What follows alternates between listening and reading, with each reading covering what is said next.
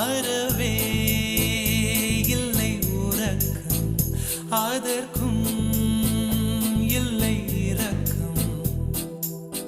இமைகள் ஒன்றாக எப்போதும் சேராமல் இடையில் நின்றாயே, இது நியாயமா?